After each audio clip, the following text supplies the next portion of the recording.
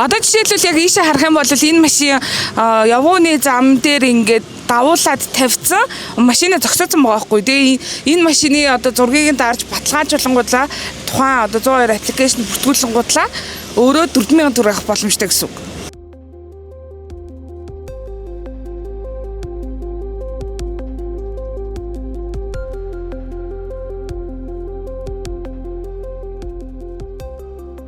За 11-р сарын 1-ээс эхэлж 102 аппликейшнээр автомашины одоо зөрчлийг зураг дараан илгээн иргэд тухайн одоо зөрчлийн торгуулийн нийт 10-аас 20% буюу 4000 төгрөгийг урамшуулал болгон авах боломжтой болсон. За тэгвэл 11-р сарын 1-ээс хойш нийт 102 аппликейшнээр одоо 120,300 зөрчлийг иргэд илгээсэн байна.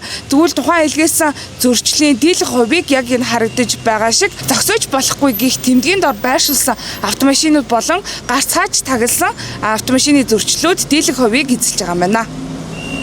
102 аппликейшны тухайд гэх юм бол замын төлөв дүрм зөрчсөн зөрчлийн мэдээллийг зургийн хэлбэрээр авч хариулт тооцож байгаа. Энэ оны одоо 11-р сарын 1-ээс хэрэгжиж эхэлсэн байгаа. За өнөөдрийн хүртэл 25 хоногийн хугацаанд бол 120,300 зөрчлийг иргэд илрүүлсэн байна.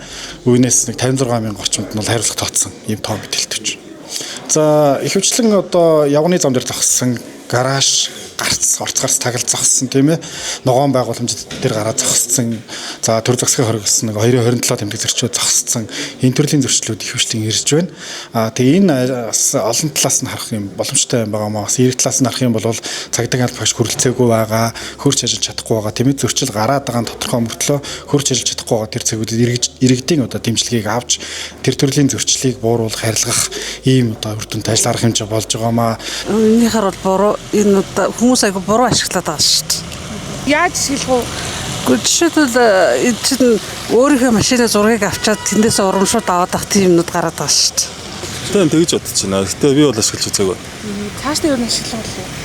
Цаашдаа юу? За цаашдаа тий. За магадгүй л. За магадгүй л. Урамшуулах нь бол ашиглахгүй. Тэн зөрчил байгаа учраас ашиглах гэж бодож байна. Ашиглаж үзээгүй зөв. Яг хууль дүрмээ дагуу зөвлө авах таа жолоочноор тээврийг зогсохгүй газар зогсоод. Миний хувьд бол нэг жоод хүн чанар хүрдэг юм аа. Хүний муу үзе яах вэ гэж тийм үү яа гэж. Мэдгүй надад л одоогор ирээгүй байна. Гэтэ ер нь бол зөв штэ. Тийм л баталтай байна. Угаасаа дөм зөрчиж байгаа тохиолдолд торгуулаа төлгөлсөж штэ. Торгуул эрхэлсэн штэ. Ер нь цаашдаа ер нь өөрөө ашиглах болов уу? Магадгүй ашиглаж магадгүй штэ. Мэдээллийн төгсгөл автозамын зөрчил илрүүлсэн хүнд урамшуулал хэрхэн олох талаар дурдъя. 20,000 төгрөгийн торгуул ногдуулсан бол зөрчил мэдээлсэн иргэн 10-аас 20% буюу 2,000-аас 4,000 төгрөгийн урамшуулал авах боломжтой. Хэрэг зөрчил гаргасан жолооч торгуулаа хугацаанд төлөөгүйгээс үнийн дүн өссөн бол дагаад урамшуулал нь өссөн дүнгээс тооцогдох юм а.